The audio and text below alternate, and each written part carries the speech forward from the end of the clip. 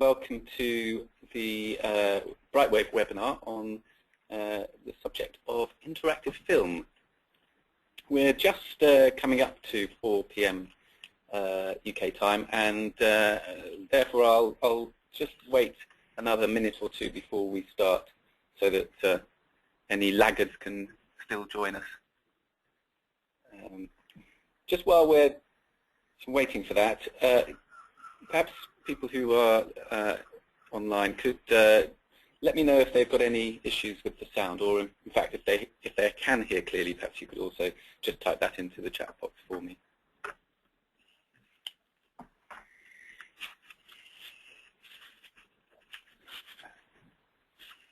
Okay.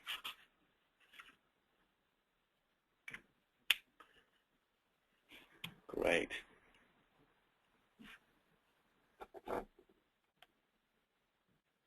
all looks good.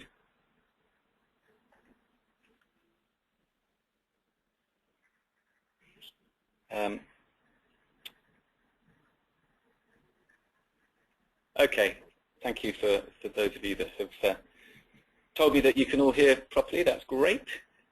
I think we'll get started then. We seem to have a fair few people who are coming in all the time, which is great. But we'll get started. This webinar is scheduled to last approximately 30 minutes, and as I say, it's on the subject of interactive film. My name is Charles Gould. I'm the Chief Executive of Brightwave, and with me is James Cory-Wright, who is our Head of Learning Design. James, perhaps you'd like to briefly introduce yourself. Hello everyone, and thank you very much for joining us this afternoon. Yeah, I've been doing learning design for over 25 years now since, and that included back in the 80s designing quite a few interactive videos, which in those days of course went out on those gigantic laser discs, and then later on their smaller cousins on CD-ROMs. I'm also actually it's not just interactive video, but also I'm very passionate about video, or the use of video, the use of film in learning, as I started life as a video scriptwriter. Yes, and you're very modest, James. You've worked on a lot of programs throughout your career, I know, where video has been used to great effect for learning. But we'll go into sort of a little bit of that history in a minute and get stuck into the content. Before we do, let's just pause and consider why we've given it the title of interactive film. Little teaser question for you here. This Hollywood star, I wonder if anyone knows her name. Perhaps if you want to have a guess, you could pop it into the chat box while I'm talking. But the reason we've highlighted this person is because it's a throwback to the Gould age of cinema, of course, in the 40s and 50s. But what's interesting is that today we've, perhaps more than at any time in the last 30 to 40 years, we love film, both on the cinema, but of course as well DVD and pay TV. And it's I think that the point we're really interested in is that dramatic entertainment kind of video, which we're calling film, that is so useful and powerful as a potential way for learn. We're not going to exclude video completely in this seminar, but or webinar, but the focus is more on that dramatic impact, isn't it, James? Yeah, I think we're using the term film over video because film is actually, in a way, is more aspirational and more inclusive term. It embraces video, but it also accommodates animations, motion graphics, and all that. And in a way, we sort of deliberately have used the word film, so we'll probably talk about video quite a lot. Yeah. Because we want to sort of try and sort of get enthusiastic about the creativity that goes with film, that sense of craft and high production value. Okay. Well, I just wanted to tell you that nobody has guessed the film actress correctly. I've never heard of her either, actually. Veronica Lake is her name. She's an American actress who happened to end her life living in Ipswich, bizarrely, but she wasn't particularly famous. So it was that's a bit of a tough question. So over the next 20 or 30 minutes, we're going to have a look a little bit more at the sort of more recent history of the use of video and film, and then we're going to tempt the vagaries of GoToMeeting by trying to launch one or two real clips. So bear with us on that, and hopefully I think it will be worthwhile. And we're really just going to make this, I suppose, something in between an interview and a conversation, aren't we, James? So that we cover a number of things. And to that end, please do feel free to pop any questions into the chat box. Can't promise we'll pick them up as we go, but we do plan to have a few minutes at the end to pick up any questions that arise. Okay. So, James, I know this is very recent history, but it's something that captured both yours and my attention recently at the e-learning awards in November, wasn't it? Yes, I suppose, first of all, to be really clear about what we're talking about here in terms of interactive film, is it's the notion of branching video. So that's the key to it. So depending on what your decision is, the video can go one way or the other. It was really quite startling in last year when suddenly this amazing interactive crisis simulator, which is essentially an interactive film, came out. It was produced for the Resuscitation Council in the UK, and it was amazing, and it swept the board at the e-learning awards, where I believe it would be you were at, Charles. Yes, I was, and it was quite something to see. I think they picked up 4 or 5 awards, and having seen it since, it's the impact was so powerful that it's not surprising that it did so well.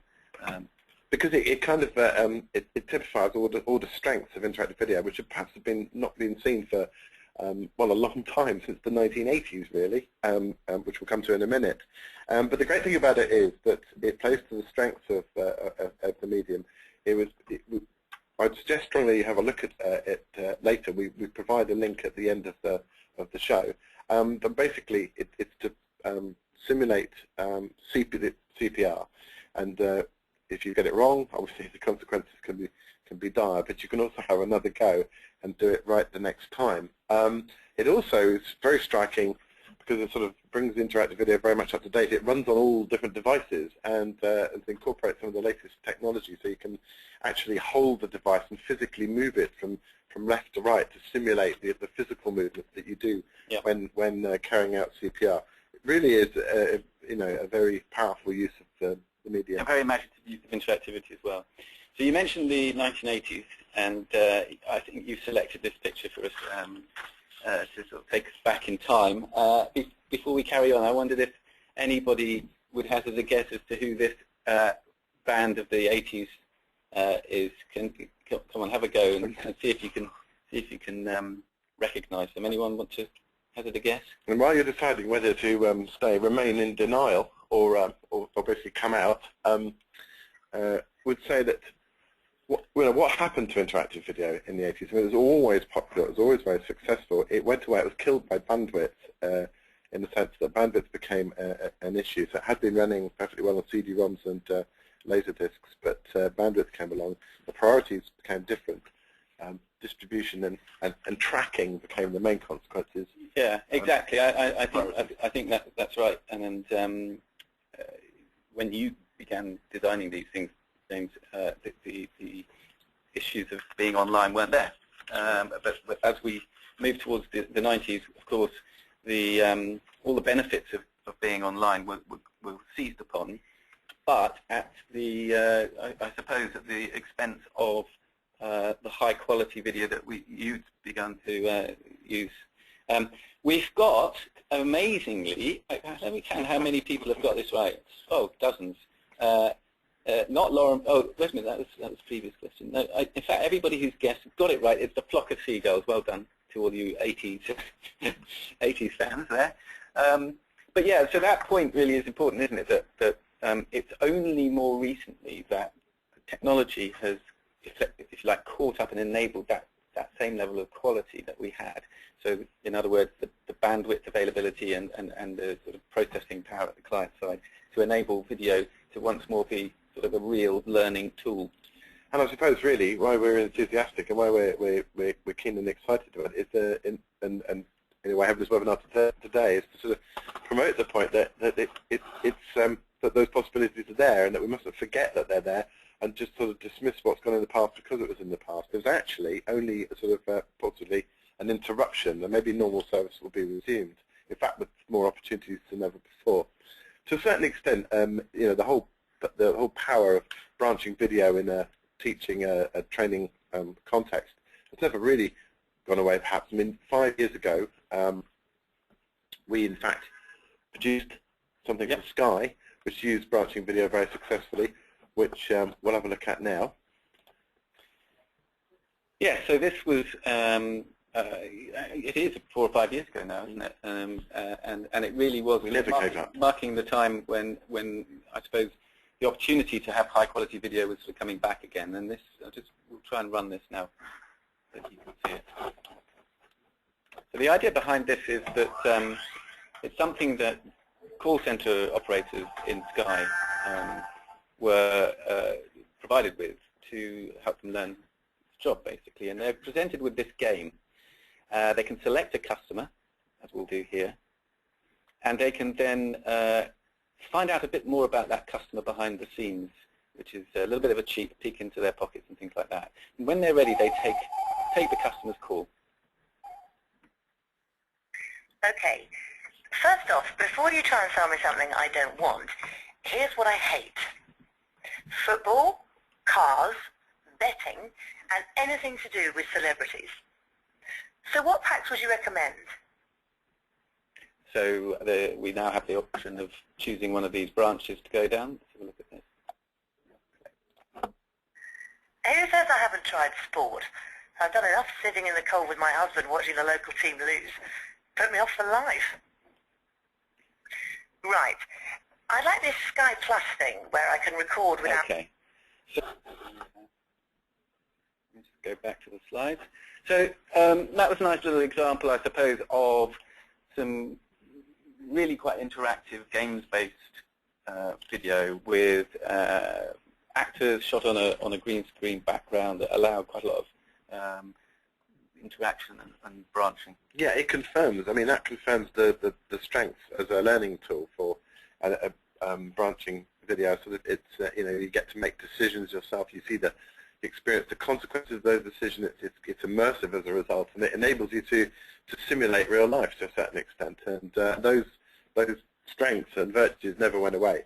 But have things progressed? That's the question, and become even more powerful. I would argue, yes. In fact, in 2010, a very striking interactive film, a game changer, in my opinion, in many ways, was released. Basically, it's called Choose a Different Ending. It was made for the London Metropolitan Police as part of an anti-knife crime campaign. I say a game changer.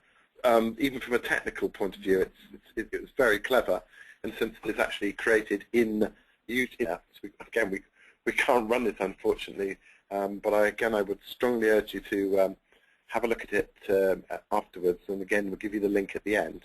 But it runs in YouTube. It's amazing, but what really makes it amazing is the way it's kind of filmed and put together, the way it's acted, scripted, the way it's crafted. And again, we come back to this, it's made by a filmmaker. The person who made it describes himself as a filmmaker.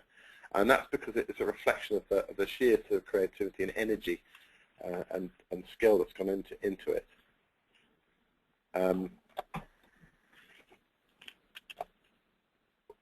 How does it work? I'll quickly talk you through again why and some other really clever things that I think we can take from, say, that example, the Sky example, where we can perhaps become even more sophisticated. The Choose Different Ending, you start off, it runs the video, which is very contemporary, very edgy video. It freeze frames very quickly, and then really neatly, the options as to what you can do or whatever next, overlay on top of the video. You quickly select, and bang, you go straight to a video clip again.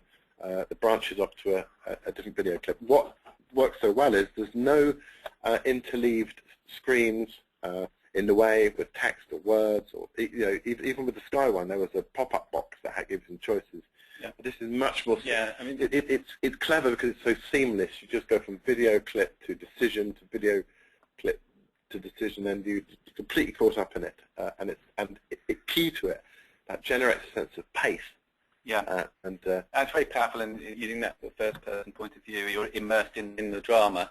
And I mean, one of the big objections so often is in cost when we come to talk about film or video.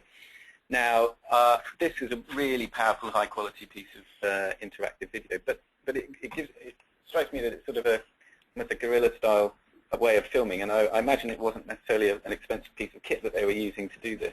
Yeah, it would have cost in terms of, it probably had a significant budget attached to it, but it's not a massive budget of old. It would have used equipment that's much lower cost, and in terms of film crew and all the rest of it. So the real value and quality has gone into essentially the scripting, the acting, and the direction, hasn't it? And then, of course, the instructional design behind the questions and the different branching scenes. Agreed. Have a look yourselves, please, and I'll be staggered if you don't think it's very good. So we'll put that into a. I think if you've registered for this webinar, you'll receive an email into that. And at the end, if you're asked to whether you want to use your knife or not, say yes and see what happens. Yeah, it's pretty eye-opening. So what we talked a little bit about cost, and every conversation I think I have with clients about video involves the dreaded C word, cost. It's a fair point, I think. It isn't going to be the cheapest, especially if you do it well. But I think that it can be a bit of a false economy to think that video can be always replaced by text and graphics with multiple choice questions. The fact is that our attention spans are diminishing by the decade. We expect to be instantly entertained and gratified, and video is such a wonderful way of doing that. And you can distill so much learning content, and more particularly learning messages, into a very short space of time and a very short, powerful experience. So I would argue that you may well find that the budget is high, but it's distilled into a short space of time rather than stretched and diluted across a long period of time. I think perhaps another challenge is which we recognise, is probably that's the content. Basically our aim is to, when I say content, I mean a lot of the content that we actually have to work with, our customers have, is not like the sort of content we've just seen. It's not necessarily visual. It's not necessarily procedural. It's not necessarily physical. And therefore it doesn't necessarily lend itself to interactive video in the examples we've just seen. It's often quite conceptual and knowledge-based. It's information. And another issue is there's often a lot of it. And so we kind of set out, the issues of cost and content. Obviously, we don't want them to be obstacles for our customers. So we sort of have been asking ourselves, how can we bring down the costs and come up with getting across the kind of content that we have to deal with. And we come up with we think it's quite an innovative idea. We set up a little R&D project to sort of to test it out. The idea is the idea of the interactive dialogue, where basically you can have cover quite a lot of material just through filming a conversation or conversations where you, the user, participate in the conversation. As you can see, that's quite a low-cost way of filming because it involves people talking. But if the scripts are imaginative enough and so on, involving enough, you can get involved in the conversation. So that was our idea. On the one hand, you can also cover a lot of material that way. So that's the first thing. Secondly, we wanted to also incorporate into that some of the really amazing things that we've seen from other interactive films, the seamlessness, the fact that basically it's going to need to run very well on all different devices, including smartphones. And here, basically, we're going to run a little demo now. The actual subject we chose, just for argument's sake, was in fact unconscious bias. And have a go. We want, I think want you to have a go on this. I'll just play this, and if you'll see this, it doesn't last long, but there are a couple of questions which you might want to help us answer as we go. So we'll run this. Here's a joke for you. Heard the one about the white supremacist who choked on his yogurt? Someone told him it grew out of a foreign culture. Would that joke be acceptable in your workplace? Okay. So does anyone want to choose a response to that? Would that joke be acceptable? I'm going to see that. Yeah. Okay. We're going to say no to that. Boo-hoo-hoo. Where do you work? A monastery? Must get out of the habit. Surely a joke is offensive only when it's unfunny. As long as it makes people laugh, the subject matter is irrelevant. Don't you agree? Do you agree or disagree to that?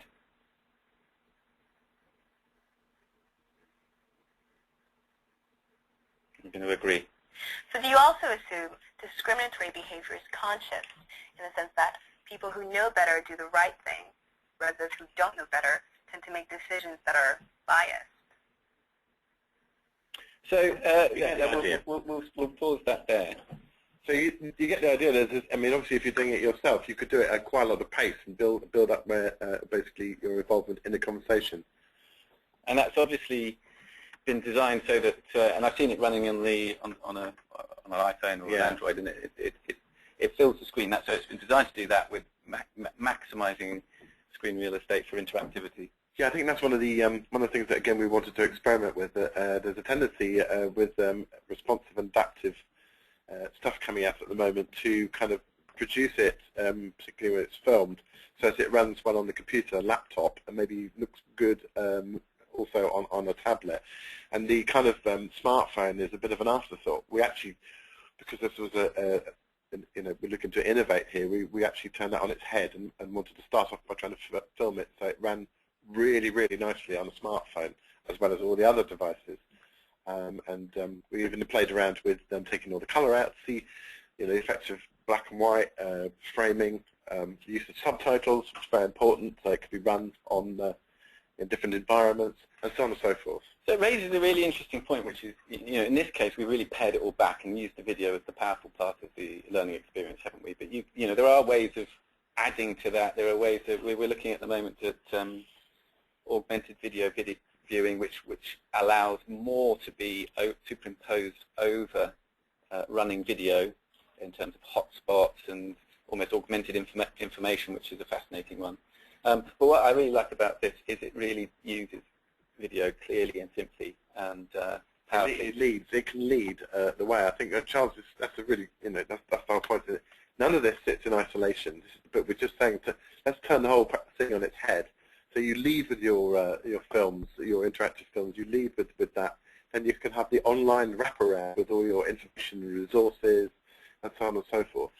Currently, it's the other way around. It's text-led, most e-learning. We're considering making it film-led, if you like. So, so just to wrap up in terms of the interactive films, we've looked at the interactive dialogue. There's a kind of new approach which we're exploring at the moment. We've seen branching video.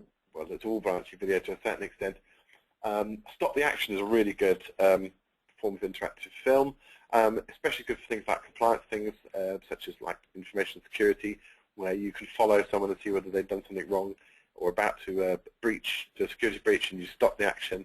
3 Strikes suggests that we can incorporate a gaming dimension around the interactive video. 3 strikes and you're out, or different levels, and so on and so forth. I mean, crucially, from the 1980s, so now we're in 2014. Here we go again, but we're at the beginning of a fresh start, and we have a lot more going for us now. And when you throw in, things like Oculus Rift and truly immersive or present kinds of video experiences, it's a really exciting time to be involved in video-based learning. So that was a nice little quick tour. We've got some interesting comments and questions coming up on the chat box. I noticed Ellie says that, and this is a quote I've seen as well, 1 minute of video is worth 1.8 million words, according to Forrester research, which is remarkable. Here's a question from Sam. She says,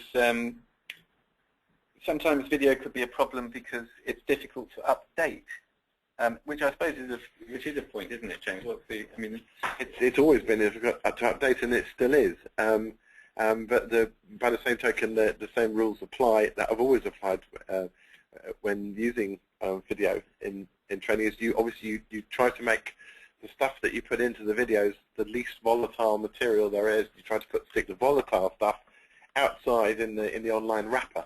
That's the first thing. So that's what you try to do. But secondly, more importantly, and I think this is really touching into what we were experimenting with our interactive dialogues, is you can see that was deliberately shot in a very basic pared down way, and actually, and that whole costliness is key. It's not actually, when it's done like that and done cleverly like that, very difficult or expensive to, in fact, do a reshoot. And you can obviously, there's plenty of opportunity to include ancillary content in the form of other resources, text, social media, and so on. And that point about, because it is expensive, you can't get away from the fact if you're filming acted drama scenes, then if you want to change it, you're going to have to reshoot it. But as you say, making sure that the bits that you shoot are at least likely to need changing. So just do feel free to add more questions. We've got another one about cost, which is from Petra, who says, video is too expensive to use on a lot of budgets I have to work with. What are you doing to get those budgets down? I mean, that in a way, that's a strange question, because if you've got a budget, you've got a budget. A budget is there to be spent. It's how you spend it. That's the question you're asking yourself.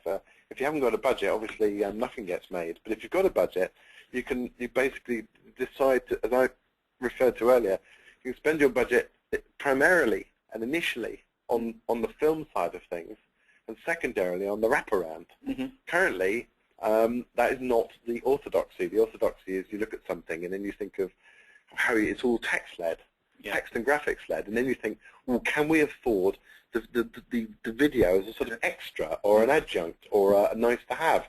And that's the completely wrong way to look at basically a budget. Yeah, that's an absolutely brilliant point. I think the fact that what we're really talking about is leading with video, and I suppose that begs the question of what subject areas. There's another question here about which sort of subjects are best for this kind of treatment, this kind of approach, and are there any subjects which perhaps you wouldn't choose video for? There probably are, but I think that's what we were trying to tackle. I mean, first of all, what's it good for? It's good for all the sort of, as I said, the procedural stuff, behavioural material. Diversity and inclusion is a classic. I wouldn't even, very little point doing diversity and inclusion courses unless you kind of can pretty much demonstrate human behaviour. So they're all the obvious ones, and things where you have to demonstrate things being done. You only have to look at the strength of YouTube or Vimeo or what's it called, Video Jug, to see how where video really works well. The challenge, as we've said, is more slightly abstract, conceptual stuff. But even then, I think you can bring that alive through conversation, through dialogue, and so forth, relatively inexpensively. You wouldn't want to blow all your money creating a very expensively staged drama to depict data protection, for example. But and this is also where I come back to the point about we've banged on about creativity, and we weren't being pretentious talking about being creative. And why we've deliberately chosen the idea of film is no, let's just take the attitude is that everything can be done on film if it's done in a creative way. You only have to look at, well, you go home at night and switch on your TV set. Everything is up for grabs on telly. Yeah, I think, I mean, surely the point, especially when there are alternative ways for people to learn using social media, informal learning and so on, is that if you are pre-designing content for a learning purpose, particularly for large amounts of people, it is a craft. You really need to create a powerful experience. And I'm as I said, sort of hinted at earlier, with our clients who almost expect to get the maximum number of minutes or hours for their budget, it can be quite difficult to persuade them that actually what you want is to distill those key learning messages into something as potent and powerful as possible. And that's where you should spend your budget, because frankly people won't remember the rest, and that's what's so wonderfully powerful about dramatic video or film. Better to see a load of short films over the course of a year, and be reminded of key learning messages and key points, than to watch a single event, one piece of e-learning. It's just a load of screens slung together, I would argue. Well, listen, there are more questions coming through. We're pretty much out of time now. Let me just, I can tell you that Jay, Lucien, Ellie, Petra, I will make sure that we'll get answers. Some of the questions are a bit more technical, so we'll try and have a go at those, and we'll send around some answers to those questions. But I hope that's been helpful and useful and interesting. I hope that the couple of clips we did try to show managed to perform well on your screens. It's always a bit hazardous to try that through GoToMeeting. And please do keep in touch with us. If you've got further questions, there are our Twitter handles, and we've also we'll be in touch with you with anything else, or do get back in touch with us. Many thanks. Thank you. Bye.